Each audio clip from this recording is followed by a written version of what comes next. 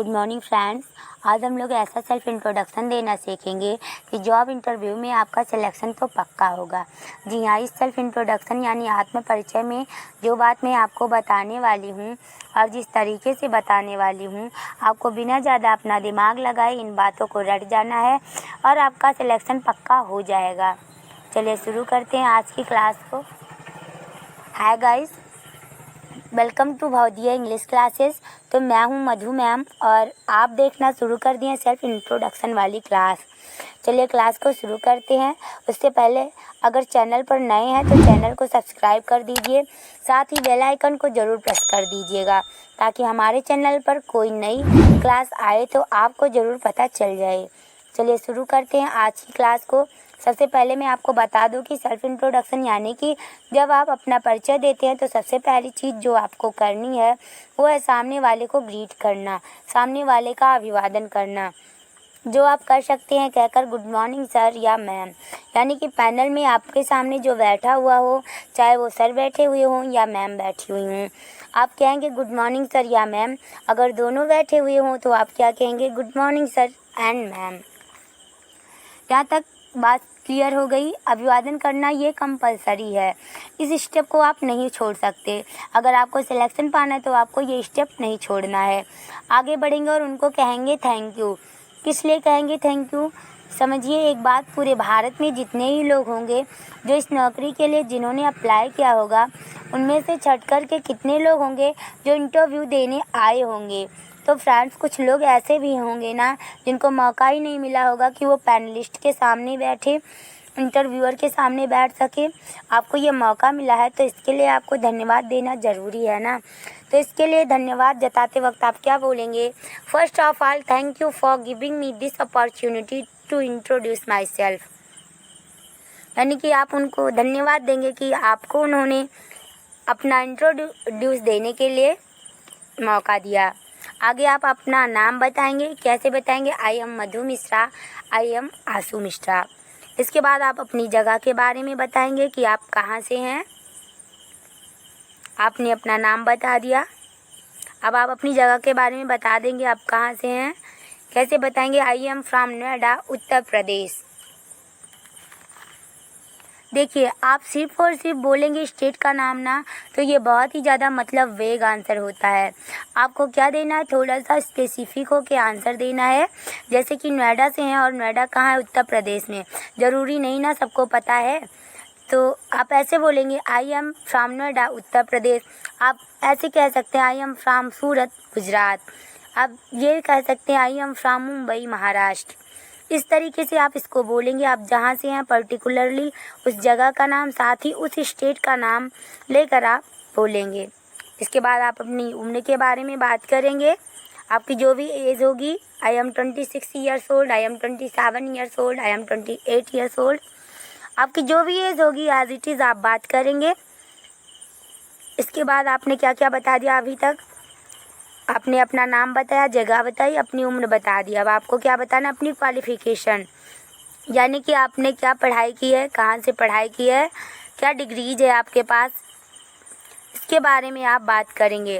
तो इस बात की शुरुआत कैसे करेंगे, तो चलिए शुरू करते हैं। अबाउट माई क्वालिफ़िकेशन, यानी कि मेरे क्वालिफ़िकेशन के बारे में कैसे बोलेंगे आप, कैसे मेंशन करेंगे। I completed my bachelors degree in commerce science arts from Awadh university. Bachelor degree कौन सी होती है, जिसे आप अपनी भाषा में ग्रेजुएशन कहते हैं, लेकिन इंटरव्यू में क्या कहना है, बैचलर डिग्री कहनी है। क्योंकि थोड़ा सा अलग हट के बात करनी है ना इंटरव्यू में, तो आप बोलेंगे बैचलर डिग्री। सब्जेक्ट को लेकर आपने ग्रेजुएशन में डिग्री की हो तो उसको आप मेंशन करेंगे। साथ ही आप मेंशन करेंगे अपनी यूनिवर्सिटी जहाँ से आपने स्नातक कंप्लीट किया है। यहाँ तक बात क्लियर हो गई। क्वालिफ़िकेशन के अलावा आप जब बात करते हैं स्कूल की क्वालिफ़िकेशन की, तो कहेंगे about my qualification, about my schooling. फिर आप कैसे मेंशन करेंगे, I completed my 10th and 12th from UP board. अब आपका बोर्ड कुछ भी हो सकता है। कैसे बोलेंगे आप, I completed my 10th and 12th from UP board. Board आपका कोई भी हो सकता है, उत्तराखंड बोर्ड हो सकता है, बिहार बोर्ड हो सकता है, यूपी बोर्ड भी हो सकता है। तो आपको कैसे बोलना है, I completed my 10th and 12th from Uttarakhand board, from UP board, from Bihar board. आप जो भी बोर्ड से होंगे आप अपनी बोर्ड को भी मेंशन करेंगे। चलिए आगे बढ़ते हैं। अब काफ़ी इम्पोर्टेंट थिंग जो कि बची है आपके पास, वो है आपका जॉब एक्सपीरियंस। अगर आपने इसके पहले कहीं काम कर रखा है तो आपका ये एक्सपीरियंस के तौर पर काउंट किया जाता है। तो अगर आपके पास काम करने का अनुभव है तो आप उसको कैसे मेंशन करेंगे, देखिए। I had been associated for 2 years with my last company as a team head. यानी कि आपने अपना बताया, आपने जो भी एक्सपीरियंस आपका था, जिसका जो भी एक्सपीरियंस होता है अपना अपना सब मेंशन करते हैं। नेक्स्ट है, along with my degree I have completed a basic course in DCA Tally, Photoshop, Java. आपके पास जो एक्स्ट्रा डिग्रीज है, डिप्लोमा डिग्रीज है, आप उसे भी मेंशन करेंगे। And I have good knowledge in social media marketing, Python programming. यानी कि आपके पास जितनी स्किल्स है आपको सारी मेंशन करनी है अपने सेल्फ इंट्रोडक्शन में। आपको अपना एक्सपीरियंस, अपनी डिग्री सारी मेंशन करनी है, क्योंकि ये सब बहुत इम्पोर्टेंट होता है। स्किल्स की डिमांड तो बहुत ही ज़्यादा होती है कंपनीज़ में। इसके अलावा क्या बात कर लिया मैंने, अपने प्रोफेशन यानी कि जो भी डिग्री कर रखी है उसके बारे में आपने बता दिया। तो मैंने कवर कर लिया नाम क्या है, कहाँ से है, काम क्या है, डिग्री क्या है। तो अब चलते हैं थोड़ा सा बैकग्राउंड में। Coming to my family, apart from my parents, I have a younger elder sister and my father is a teacher in a private school and my mother is a housewife, housemaker या business woman। जो भी होगा आप उसको यहाँ पर mention कर लेंगे। आपके पास छोटा भाई है, बड़ा भाई है, आप सब कुछ मेंशन कर लेंगे। आपकी मम्मी क्या करती हैं आप उसे मेंशन कर लेंगे। फ्रेंड्स, आपने अपनी फैमिली के बारे में बता दिया कि my father is a teacher in a private school and my mother is a housewife या हाउस मेकर या बिजनेस वूमेन। यानी कि यहाँ पे आपको अपने फादर एंड मदर के प्रोफेशंस के बारे में बताना है। आपके फादर अगर इंजीनियर है, डॉक्टर है, मैनेजर है, पुलिस है, और आपकी मदर हाउसवाइफ या हाउस मेकर या बिजनेस वूमेन है, आपके मदर एंड फादर का जो भी प्रोफेशंस होगा उसे आपको यहाँ मेंशन करना होगा। चलिए अब आगे बढ़ते हैं। अब बात करेंगे आपके बारे में। आप अब अपनी क्वालिटीज़ बताएंगे। I am an optimistic person and a quick learner. My strength are my family, being hard working and a team worker. I am easily adaptable to any kind of environment. ये वाली line आपने एक super वाली line मार दी।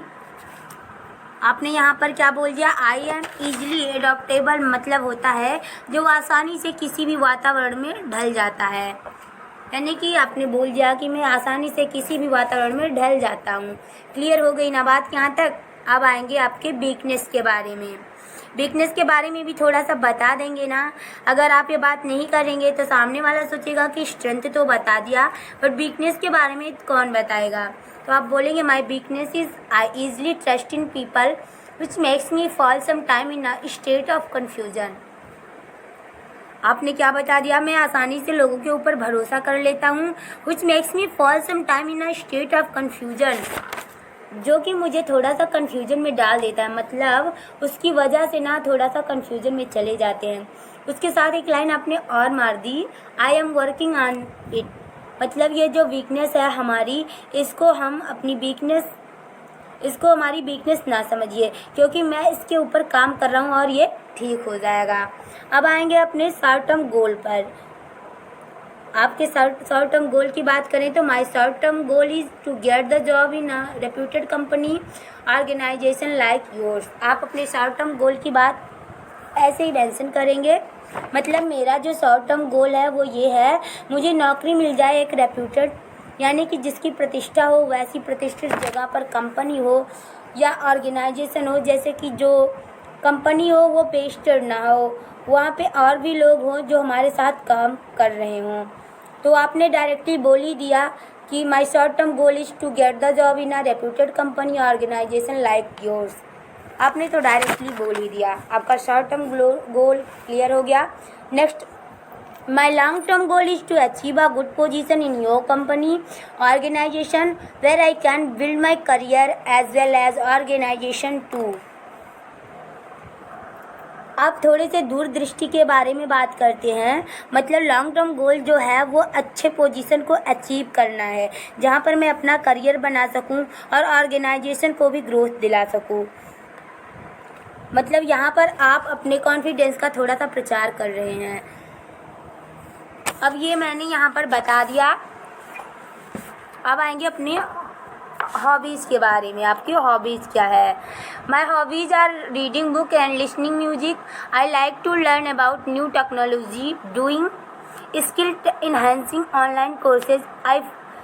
इन free time I like spending time with my family. यानी कि आपने बताया मेरी जो हॉबीज है वो बुक पढ़ना है, म्यूजिक सुनना है और मैं नए नए टेक्नोलॉजी को सीखना चाहता हूँ और अपने कौशल को बढ़ाना चाहता हूँ ऑनलाइन कोर्सेज को पढ़ कर। और इन फ्री टाइम में मैं अपना जो टाइम है वो अपने परिवार के साथ स्पेंड करना चाहता हूँ। आपने अपने हॉबीज़ को यहाँ मेंशन कर दिया। इन्हेंसिंग मीन्स बढ़ाना होता है, यानी कि आपने बता दिया कि मैं अपने कुशलता को ऑनलाइन कोर्सेज के द्वारा बढ़ाना चाहता हूँ, सीखना चाहता हूँ कुछ ना कुछ। इसके बाद और क्या बताएंगे? हो तो गया आपका सारा इंट्रोडक्शन। इन लास्ट आप क्या लिखेंगे?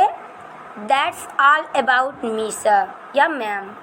ये लाइन बहुत इंपॉर्टेंट है, इसको बोलकर आपको इंटरव्यू को एंड करना है। यानी कि आप बोलते चले जाएंगे तो पता नहीं चलेगा कि आपका इंट्रोडक्शन ख़त्म हो गया है। इसके लिए आपको ये लाइन बोलना है। तो ये बोलकर आपको ये इशारा कर देना है कि मेरे बारे में जो बताना था मैंने बता दिया। इसके बाद लिखेंगे thank you so much for giving me this opportunity to introduce myself. इसलिए कि उन्होंने इतनी देर बैठ करके आपकी बातें सुनी, तो इसके लिए आप बोलेंगे ये वाली लाइन बोलकर आपको अपना इंटरव्यू फिनिश करना है। राइट।